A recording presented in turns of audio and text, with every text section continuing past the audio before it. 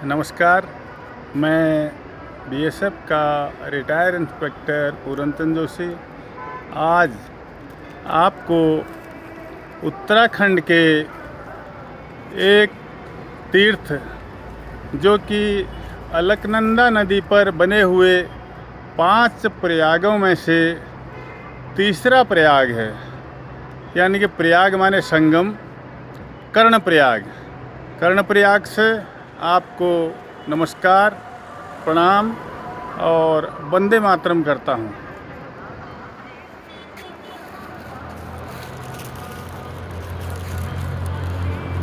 मित्रों, उत्तराखंड राज्य के अंतर्गत गढ़वाल मंडल के चमोली ज़िले का एक ऐसा कस्बा है जहाँ श्री बद्रीनाथ जाने वाले प्रत्येक यात्री को आना ही होता है। अलकनंदा, जो कि आप सामने देख रहे होंगे, सफ़ेद रंग का पानी आ रहा है, ये अलकनंदा नदी है। और इधर जो ये पीले रंग का पानी आ रहा है पुराने पुल के नीचे, आप देखें, ये पिंडर नदी आ रही है पिंडारी ग्लेशियर से। इन दोनों का यहाँ पर इस नए पुल के नीचे संगम होता है।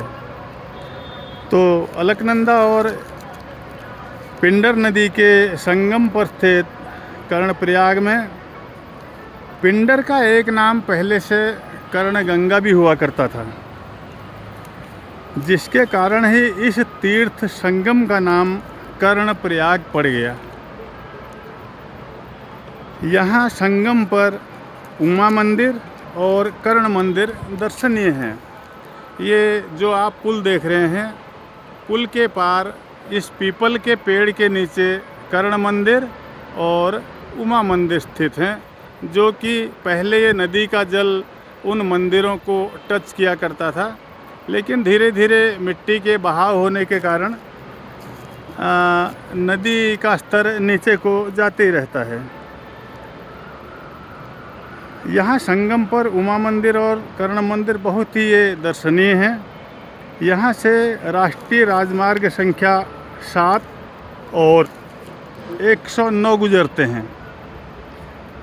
समुद्र तल से 1451 मीटर यानी कि 4760 फीट की ऊंचाई पर स्थित कर्णप्रयाग में हरिद्वार, देवप्रयाग, रुद्रप्रयाग, कर्णप्रयाग और बद्रीनाथ राजमार्ग नंबर 7, जो कि आप देख रहे हैं, ये गाड़ियां यहाँ पे खड़ी हैं।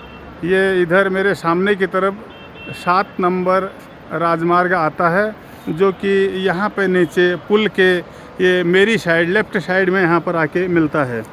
और हल्द्वानी, रानीखेत, चौखुटिया, गैरसैंण, कर्णप्रयाग, बद्रीनाथ राजमार्ग जो 109 नंबर है, वो इस पुराने पुल के पास से होते हुए सीधे पार, जहाँ पर आपको गाड़ियाँ दिख रही हैं, दोनों रोड वहाँ पर मिल जाते हैं।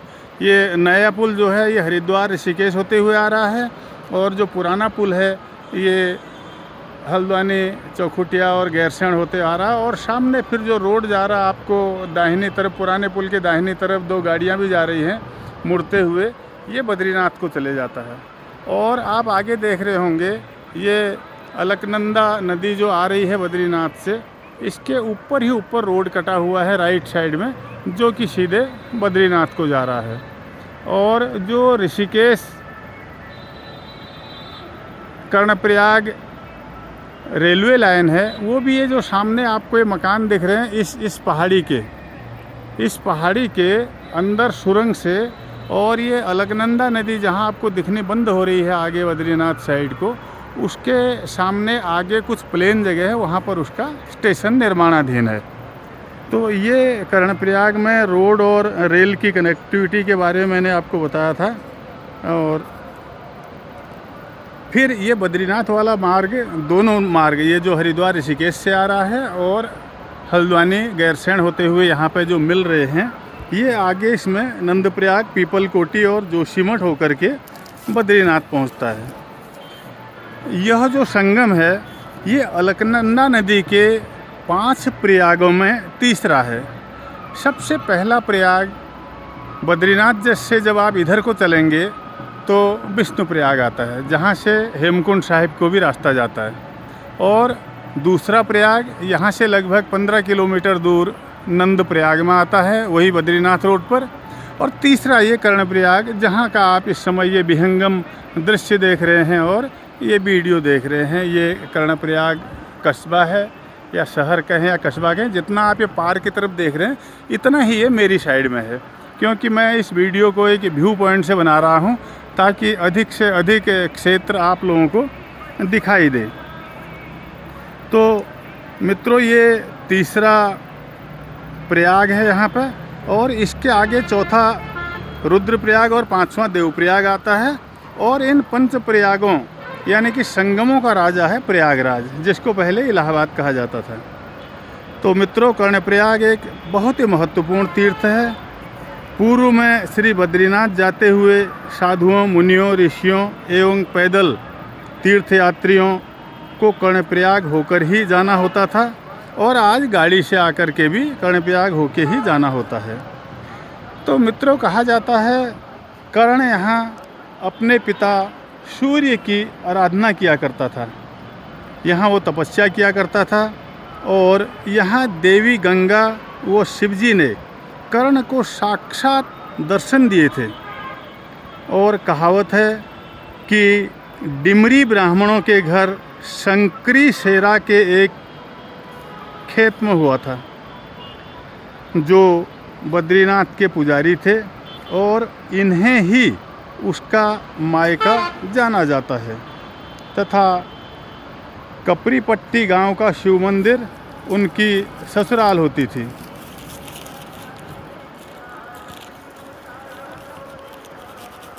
कर्णप्रयाग नंदा देवी, जो कुमाऊं गढ़वाल की देवी है, की पौराणिक कथा से भी जुड़ा हुआ है। नोटी गांव, जहां से नंदा देवी की राज्यात यात्रा आरंभ होती है, यह स्थान कर्णप्रयाग के पास ही है। यानी कि ये मेरे पीछे की तरफ जो आप ये पहाड़ी देख रहे हैं, इसके पीछे नोटी आता है, वहीं से नंदा देवी राज्यात यात्रा शुरू होती है। गढ़वाल के राज परिवारों के राजगुरु नोटियालों का मूल घर भी नोटी का ही छोटा सा गांव कठिन, जिसको कठिन कहते हैं, नंदा राज्यात यात्रा के लिए प्रसिद्ध है, जो 12 वर्षों में एक बार आयोजित होती है तथा कुंभ मेला की तरह महत्वपूर्ण मानी जाती है। यह यात्रा नंदा देवी को समर्पित है, जो गढ़वाल व कुमाऊं की इष्ट देवी भी है। नंदा देवी को पार्वती का ही रूप माना जाता है, जिनका उत्तराखंड की जनता के हृदय में एक विशिष्ट स्थान है, जो अनुपम भक्ति व स्नेह की प्रेरणा देता है। नंदाष्टमी के दिन देवी को अपने ससुराल हिमालय में भगवान शिव के घर ले जाने के लिए नंदा राज्यात यात्रा आयोजित की जाती है। तथा उत्तराखंड के अनेकों नंदा देवी मंदिरों में विशेष पूजा भी होती है। भगवान कृष्ण ने महाभारत की युद्ध में समाप्ति के बाद कर्ण का दाह संस्कार भी अपनी हथेली में रखकर इसी संगम पर किया था, और इसीलिए यहाँ पर आज भी इस पुल के सामने पीपल के वृक्ष के नीचे कर्ण मंदिर में कर्ण की पूजा होती है। सभी तीर्थयात्री यहीं पर आकर के दर्शन करते हैं, चाहे वो हरिद्वार, ऋषिकेश, श्रीनगर से आ रहे हों या हल्द्वानी, रानीखेत, चौखुटिया, गैरसैंण होके आ रहे हों, और यहीं से फिर आगे बद्रीनाथ की ओर निकल जाते हैं सामने की ओर। तो ये था मित्रों कर्णप्रयाग संगम की कहानी, और आपको कैसा लगा ज़रूर शेयर करके बताइएगा। और मेरा यूट्यूब चैनल फौजी अंकल, उसे लाइक करें, शेयर करें, सब्सक्राइब करें, और मोबाइल नंबर भी दिया हुआ रहता है वीडियो में, उसके द्वारा अपने सुझाव भी प्रस्तुत करें। इसी के साथ मैं बीएसएफ का रिटायर इंस्पेक्टर पूरनचंद जोशी आपको कर्णप्रयाग से नमस्कार, प्रणाम और जय हिंद करता हूँ।